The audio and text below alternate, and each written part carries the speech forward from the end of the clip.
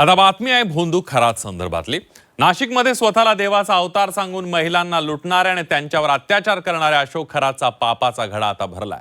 खरातला 5व्या गुन्ह्यामध्ये अटक झाली असून त्याच्या आणखी एका अजब आणि धक्कादायक मोडस ऑपरेंडीचा पर्दाफाश झालाय। स्वतःला कधी कृष्ण तर कधी शंकराचा अवतार भासवणाऱ्या अशोक खरातचा आणखी एक कारनामा समोर आलाय। महिलांना जाळ्यात ओढायची त्याची मोडस ऑपरेंडी समोर आली आहे। खरातला 5व्या गुन्ह्यात अटक केली असून न्यायालयानं त्याला 23 एप्रिलपर्यंत पोलीस कोठडी सुनावली आहे। खरात एक विशिष्ट पद्धत वापरून महिलांवर लैंगिक अत्याचार करत असल्याचं चौकशीतनं समोर आलंय। सरकारी वकील आणि पोलिसांनी न्यायालयात दिलेल्या माहितीनुसार खरात हा पीडित महिलांना विश्वासात घेऊन त्यांना प्रसादाच्या नावाखाली पेढा खायला द्यायचा। या पेढ्यात तो गुंगीचं औषध मिसळत असल्याचं तपासात निष्पन्न झालं।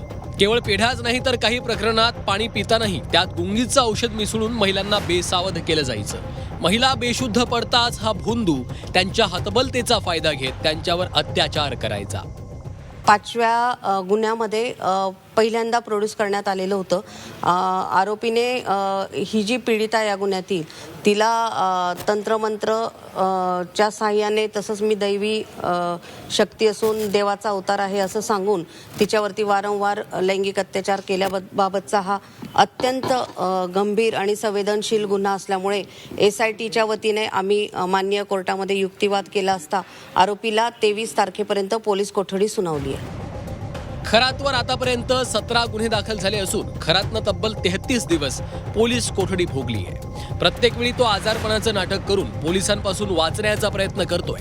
त्यामुळे न्यायालयानं आता त्याच्या वैद्यकीय तपासणीचे आदेश दिलेत। प्रसादाच्या नावाखाली भोंदूगिरीचं औषध देऊन महिलांचं शोषण करणाऱ्या भोंदूगिरीच्या कॅप्टनला आता कठोरात कठोर शिक्षा व्हावी अशी मागणी नाशिककर करतायत।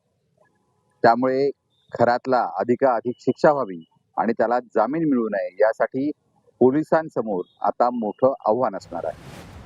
महिलांना जाळ्यात ओढून नराधम खरात त्यांचं लैंगिक शोषण करत होता। त्यामुळे खरातला गुंगीचं औषध कुणी दिलं यामध्ये अजून कुणाचा समावेश आहे का याचा तपास पोलिसांकडनं सुरू आहे। योगेश खरे, झी 24 तास, नाशिक।